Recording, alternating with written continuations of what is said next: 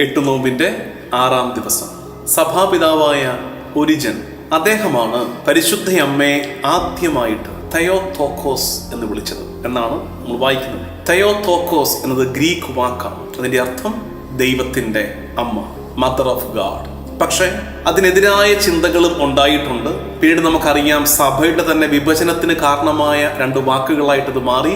തെയോത്തോക്കോസ് and ക്രിസ്തോത്തോക്കോസ്. ഒരു ഗണം പറഞ്ഞു മറിയം തെയോത്തോക്കോസ് അല്ല, ദൈവത്തിന്റെ അമ്മയല്ല, ക്രിസ്തോത്തോക്കോസ് ആണ്, ക്രിസ്തുവിന്റെ അമ്മയാണ് എന്ന്. പക്ഷേ തെയോത്തോക്കോസ് എന്ന ഒരിജിൻ മുന്നോട്ട് വെച്ച പ്രാർത്ഥനയുടെ പോലും ഭാഷയായിരുന്ന ആ പ്രയോഗം, പ്രാർത്ഥനാ ശൈലിയിൽ വന്ന ആ പ്രയോഗം പിന്നീട് അപ്രയം പിതാവ്, ഗ്രിഗറി ഓഫ് നൈസ, അത്തനേഷ്യസ് പിതാവ് അവരൊക്കെ പിന്നീട് ഏറ്റെടുത്ത ഒരു പ്രയോഗമാണ് മറിയത്തെ ദൈവത്തിന്റെ അമ്മ എന്ന്.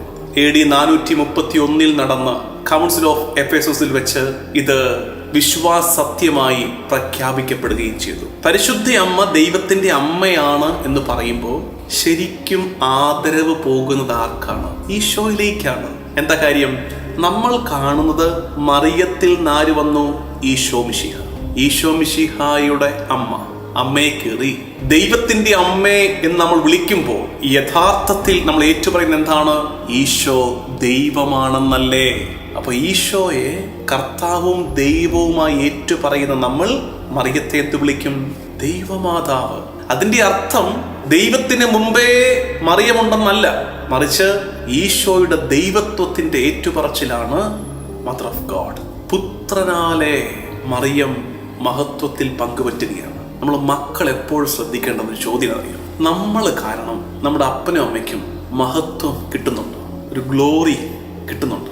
നമ്മുടെ വാക്ക്, പ്രവൃത്തി, ഇടപെടൽ, നമ്മുടെ ജീവിതം നമ്മുടെ അപ്പനും അമ്മയ്ക്കും അഭിമാനത്തിന്റെ വിഷയമാകുന്നുണ്ടോ എന്നതാണ് ചോദ്യം. ഈശോയാൽ മറിയം എന്ന അമ്മ മഹത്വീകൃതയായതുപോലെ നമ്മുടെ അപ്പനമ്മമാർ നമ്മളാൽ അഭിമാനിക്കട്ടെ, അവർക്ക് മഹത്വം ലഭിക്കട്ടെ നമ്മൾ കാരണം. അതിന് തക്ക ഒരു ജീവിതം ജീവിക്കണം നമ്മൾ. അത് ഈശോ നമ്മളെ പ്രചോദിപ്പിക്കുകയും പ്രേരിപ്പിക്കുകയും ചെയ്യുന്നുണ്ട്. നമുക്ക് പ്രാർത്ഥിക്കാം. മക്കളെക്കുറിച്ച് വലിയ ആശങ്കകളുള്ള മാതാപിതാക്കളുടെ പ്രാർത്ഥനയാണ്, കർത്താവേ, മക്കളെക്കുറിച്ച് അഭിമാനിക്കുന്നത് പോയിട്ട് വലിയ സങ്കടങ്ങളിലൂടെ കടന്നു പോകുന്നവരുടെ എല്ലാ പ്രാർത്ഥനകളെയും തിരുമുമ്പാകെ സമർപ്പിക്കുന്നു. ആ കുഞ്ഞുങ്ങളെ ഓർത്ത് മാതാപിതാക്കൾ അഭിമാനിക്കുന്ന ദിവസം വരട്ടെ. അതിനായി നീ അവരുടെ മേൽ കരുണ ചൊരിയണമേ എന്ന് പരിശുദ്ധ അമ്മയുടെ ശക്തിയേറിയ മാധ്യസ്ഥ്യം വഴി ഞങ്ങൾ പ്രാർത്ഥിക്കുന്നു. ദൈവനാമത്തിന് മഹത്വം ഉണ്ടാകട്ടെ. ആമേൻ.